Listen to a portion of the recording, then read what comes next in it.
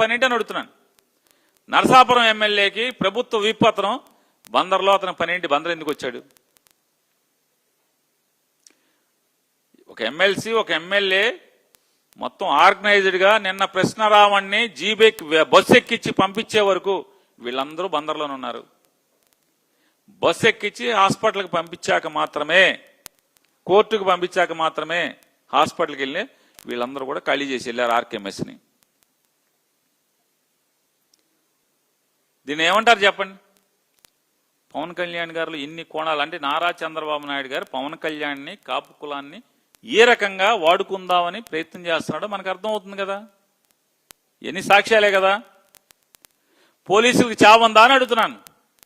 చావు ఉంటే మీ స్టేషన్ మీదకి, మీ కస్టడీలో ఒక ముద్దాయిని చంపటానికి మీ స్టేషన్ మిమ్మల్ని తన్ని తోసి పడదోసి మిమ్మల్ని తొక్కుకుంటా స్టేషన్ గోడలు దూకి లోపలికి దూకితే ఒక్కడి మీద ఏమన్నా ఎఫ్ఐఆర్ అయిందా? 302, 307 కట్టారా అని అడుగుతున్నాను. మిమ్మల్ని పోలీసు విధులకు ఆటంకం కలిగించారు కానీ అయితే మిమ్మల్ని హత్యాయత్నం చేశారని కానీ ఏమన్నా జరిగిందా అని అడుగుతున్నాను. ఒక్క కేసైనా ఎఫ్ఐఆర్ అయిందా? కట్టారా? ఎవరి మీదన్నా? పిఠాపురంలో కట్టారా? ఎక్కడ కట్టారు? బందర్లో కట్టారా? ఈరోజు పాయికారావుపేటలో కడతారా? రేపు కోడూరులో కడతారా?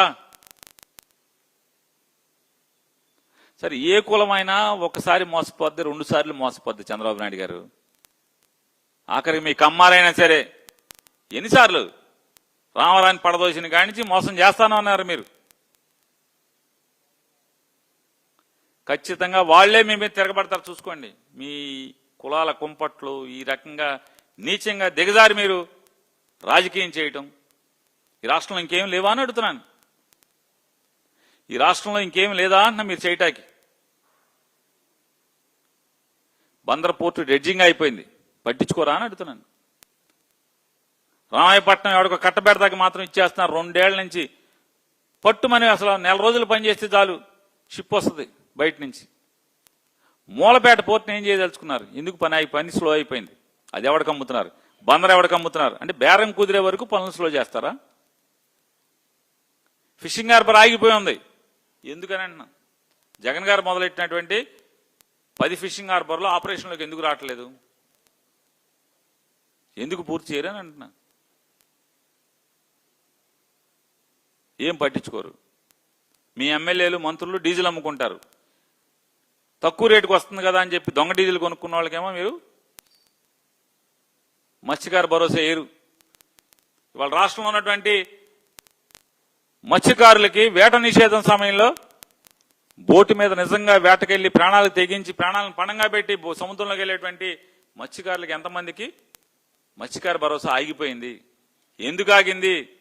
ఏం చెప్తున్నాడు మీ కమిషనర్? ఉద్యోగం ఊడిపోయి ఎవడో ఏ ఆఫీసరు లేడంటూ ఇతనేదో పెద్ద పోటుగాడు అన్నట్టు రిటైర్ అయిపోయింది, మళ్ళీ తెచ్చి ఫిషరీస్ కమిషనర్గా వేస్తే అతను ఏం చెప్తున్నాడు? మీరు డీజిల్ కొట్టించుకోలేదు, డీజిల్ బిల్లులు మీరు ఇవ్వలేదు, అందుకని మేము మత్స్యకార భరోసా వేయమని చెప్తున్నారు. డీజిల్ ఎక్కడ కొన్నారు? ప్రతి బోటు, మత్స్యకారులు వేటకెళ్లేటువంటి ప్రతి బోటు మెరైన్ పోలీస్ స్టేషన్లో నమోదు కాబట్టి వెళ్తుంది. రికార్డు తెప్పించు. సముద్రంలోకి ఏటకెళ్ళిందా లేదా మెరైన్ పోలీస్ స్టేషన్లో ఎంటర్ అవుతుంది కదా. మెరైన్ పోలీస్ స్టేషన్ సెంట్రీ బుక్లో ఎంటర్ అవుతుంది కదా. మరి ఎందుకని దాన్ని బట్టి చేయరు మీరు? మరి కొల్లు రవీంద్రే కదా రాష్ట్ర వ్యాప్తంగా నెట్వర్క్ పెట్టుకుని ఎమ్మెల్యేలకి ఎంత, తనకెంత అని చెప్పని దొంగ డీజిల్ అమ్ముతున్నది. విజిలెన్స్ వెళ్ళదు కంప్లైంట్ చేసినా కూడా. సివిల్ సప్లైస్ డిపార్ట్మెంట్ వెళ్ళాలి కదా దొంగ డీజిల్ అమ్ముతున్నప్పుడు. అలా బందర్లో అయితే పెట్రోల్ బంకుల్లో ట్యాంకర్ల సెకండ్ హ్యాండ్ ట్యాంకర్లు తెచ్చి భూమిలో పాతేసి ట్యాంకర్ దానిలో డౌన్లోడ్ చేస్తుంది, డీజిల్ కొట్టుకెళ్తున్నారు. బయోడీజిల్ అంటున్నారు. దొంగ డీజిలా బయోడీజిలా? అడిగేది ఎవడో అని అంటున్నా, పట్టించుకునేది ఎవడో? నిజాంపట్నంలో ఎన్ని రోజు ట్యాంకర్లు అమ్ముతున్నారు, బందర్లో ఎన్ని ట్యాంకర్లు అమ్ముతున్నారు, కాకినాడ ఎన్ని ట్యాంకర్లు అమ్ముతున్నారు, కావల్లో ఎన్ని ట్యాంకర్లు అమ్ముతున్నారు? కొల్లు రవీంద్ర ఏమో ఆయిల్ డాను, దొంగ ఆయిల్ డాను కొల్లు రవీంద్ర, ఎమ్మెల్యేలు అందరూ కూడానేమో పార్ట్నర్స్.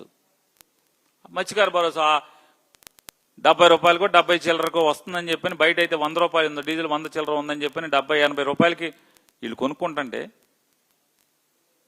మరి ఎందుకు అమ్ముతున్నారు అంటున్నాను. చంద్రబాబు నాయుడు గారు చెప్పగలవా? నీ ఎమ్మెల్యేలు మంత్రులు నిర్లజ్జగా బజార్లో ఈ రకంగా దోపిడీ చేస్తుంటే సేల్ ట్యాక్స్ లాసు ఆంధ్రప్రదేశ్ రాష్ట్ర ప్రభుత్వానికి సంపద సృష్టిస్తానని చెప్పని దోచుకుంటున్నారు మీరు. సేల్ ట్యాక్స్ రాదు కదా, మరి ఆ డీబీసీ మీద రాదు కదా, జీఎస్టీ రాదు కదా, మరి జీఎస్టీ రాదు, వ్యాట్ రాదు, సేల్ ట్యాక్స్ రాదు, దేనికి రాదు? మరి ఆ డబ్బులు వీళ్ళ జేబుల్లోకి వెళ్తుంటే ఆయిల్ సబ్సిడీ, మన మత్స్యకార భరోసా ఎందుకు రావట్లేదు? వేట నిషేధ సమయంలో ఇచ్చేటువంటి రావట్లేదు కదా. అంటే ఎక్కడ దోపిడీ దొరుకుతే అక్కడ అసలు మామూలుగా అందు ఇందు ఏదో వెనకడికి సామెత ఉంది. మామూలుగా పనోడు ఇసుకలోంచి కూడా నూనె తీస్తాడంట. ఆ రకంగా మంత్రులు, ఎమ్మెల్యేలు, నారా చంద్రబాబు ఈయన కొట్టుకుంటున్నాడు. ఈయన కొట్టుకునే తండ్రి కొడుకులు వీళ్ళు కొట్టుకుంటుంటే ఎవడికాడ మంత్రులు, ఎమ్మెల్యేలు ఎవడు కొట్టుడు అడు కొట్టుకుంటున్నారు. అడిగే నాదుడేడంటనా ఇది తప్పురా అని చెప్పేవాడు ఎవడు? డీజీపీ గారు ఇవాళ రావణ్ పేరు మీద, ప్రశ్న రావణ్ పేరు మీద మీరు చేస్తున్నటువంటి తప్పుడు పని, ఈ రకంగా చట్టాన్ని దుర్వినియోగం చేసుకోవడం, కోర్టు తీర్పులకు భిన్నంగా మీరు చేసేటువంటి ఈ తప్పుడు ఉద్యోగం, మీకు అంతరాత్మ అనేది ఉండదా అసలు?